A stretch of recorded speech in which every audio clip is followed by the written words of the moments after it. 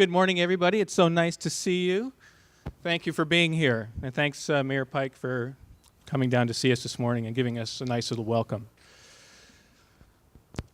One time, Lisa and I were traveling, and our mailbox somehow got totally destroyed. Unbeknownst to us, one of our neighbors went out and bought a brand new mailbox, and another neighbor put it up. We found out about this later. Now, that is truly an act of kindness, and that is an example of the type of community we live in here in Bellingham.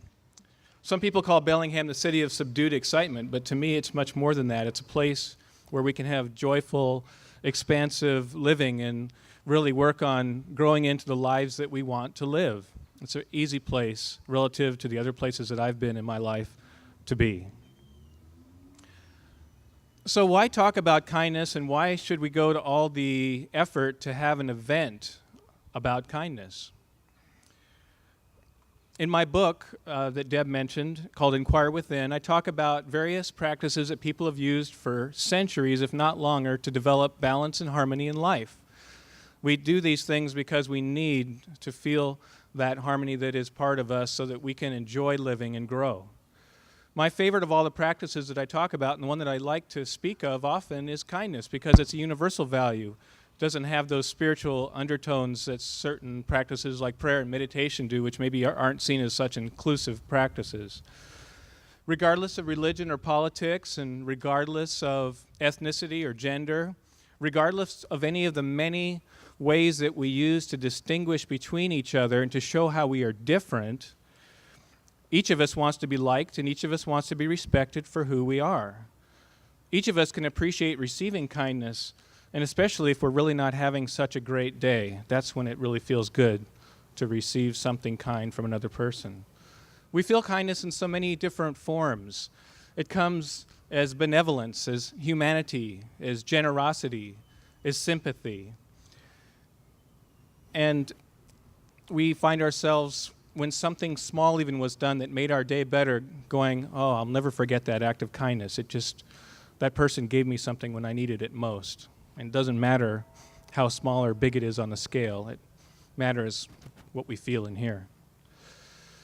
To me, there's probably nothing on earth that each of us wants more from each other than kindness, because when all is said and done, it is our greatest measure of a fellow human being.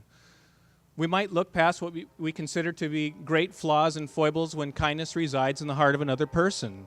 And the old saying, his heart was in the right place, tells us this noble truth.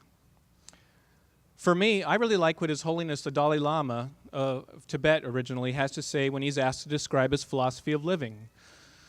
It's a very thoughtful perspective and well worth considering, and I think worth practicing. And it goes like this.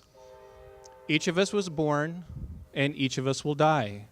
Each of us has suffered, and each of us wants to be happy.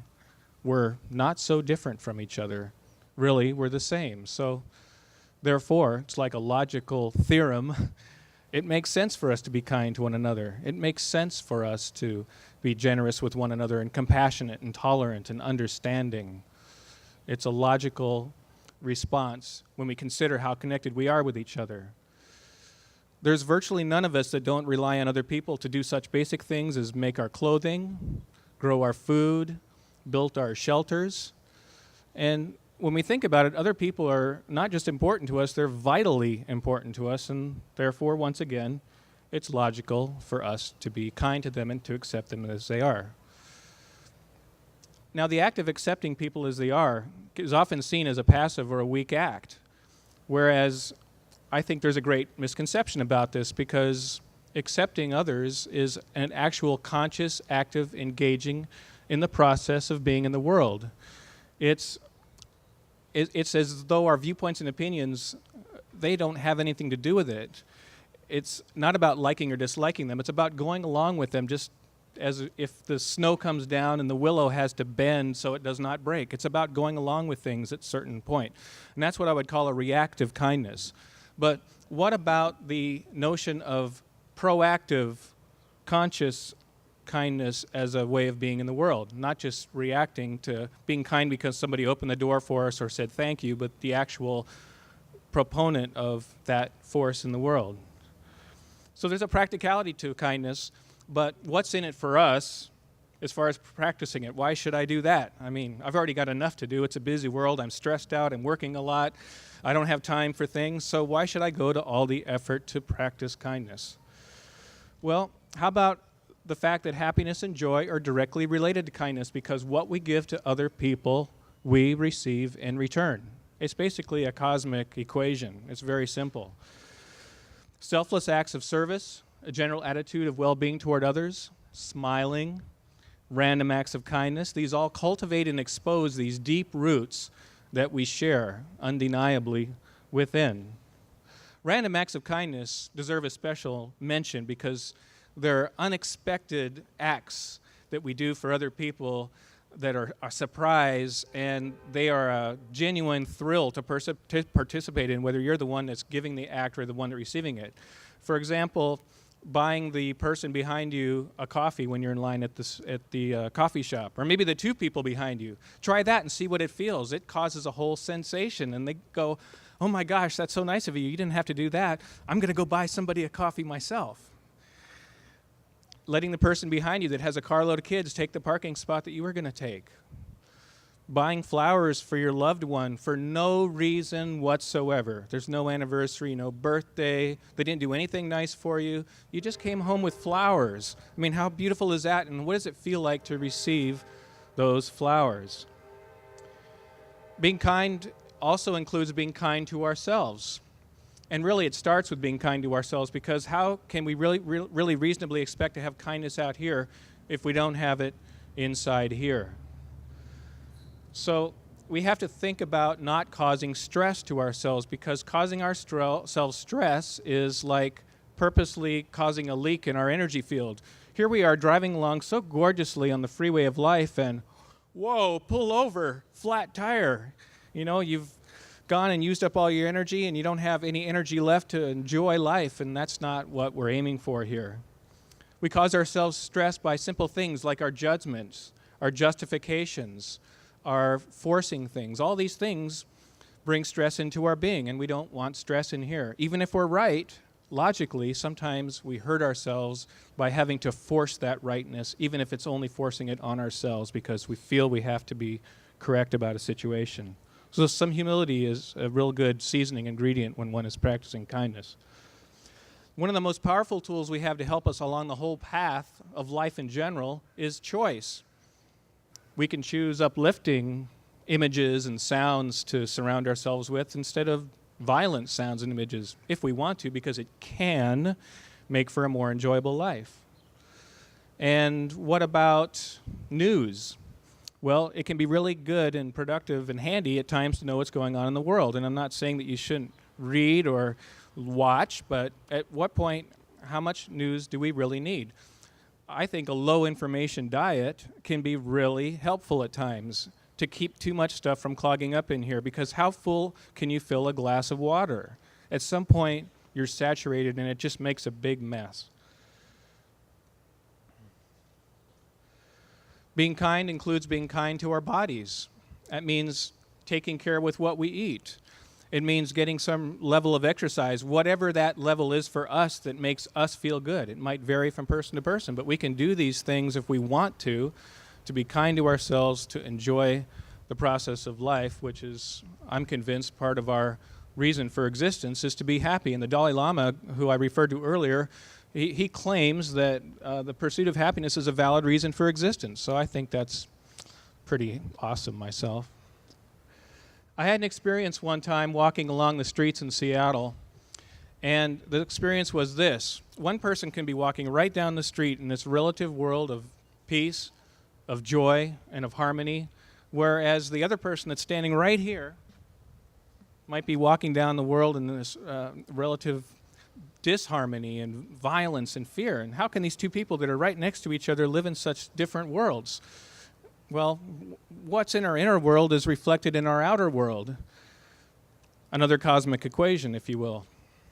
Now, that sounds rather severe at first when we start thinking about it, that the problems out here, or the challenges, for a better word, out here, have to do with what's going on in here. But actually, this is the best possible news for us, because we can actually take responsibility for what's in here and kindly, gently guide it towards the attitudes and practices that create a life that we enjoy living. We get to have the driver's seat when it comes to our own life, and sometimes we get caught up in the momentum of the busy world that we live in and are accidentally forgetting that we actually are driving our own bus.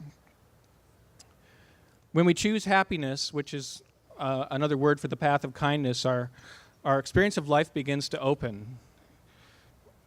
The mind is the only thing really we can control. There's so many variables in our lives, whether it's our families or our homes or our jobs or all these things that we're dancing with, but maybe not controlling. But we can work on what's in here and really make some progress with practice. And the whole notion of practice is a concept that I think is important, because you think about sports and you think about teams, and everybody's probably at one point or another heard of Michael Jordan, the great basketball player, number 23 with the Chicago Bulls. Well, guess what? Even though he was the best basketball player, he still went to practice every day to keep his fundamentals up. He still went to practice so that he could win and do well and excel at the thing that he had chosen to do. And so I think the idea of practice is underrated. We sometimes accidentally think that because we've learned something once, we don't have to try keeping up with it, and things sort of can slide off the scale. But again, we get to have control about that.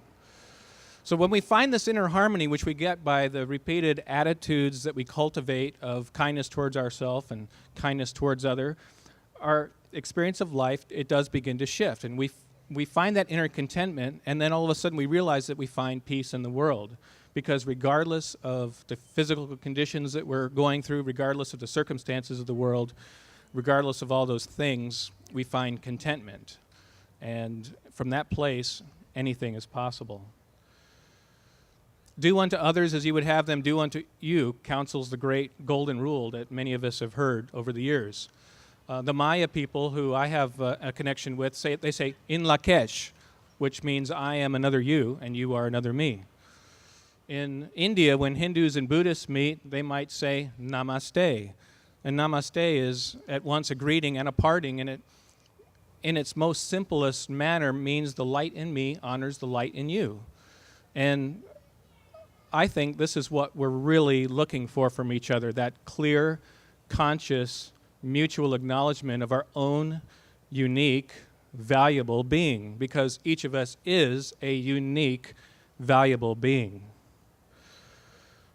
So what do? We start from where we are. We remember that each of us relies on other people to live, and all the other people around us rely on other people to live as well. And we remember that we're growing each other's food, and we're building each other's homes, and we're taking care for each other of the myriad things that we need in order to live in this seemingly busy and complex world. And those bonds between us, again, are nurtured and grow stronger.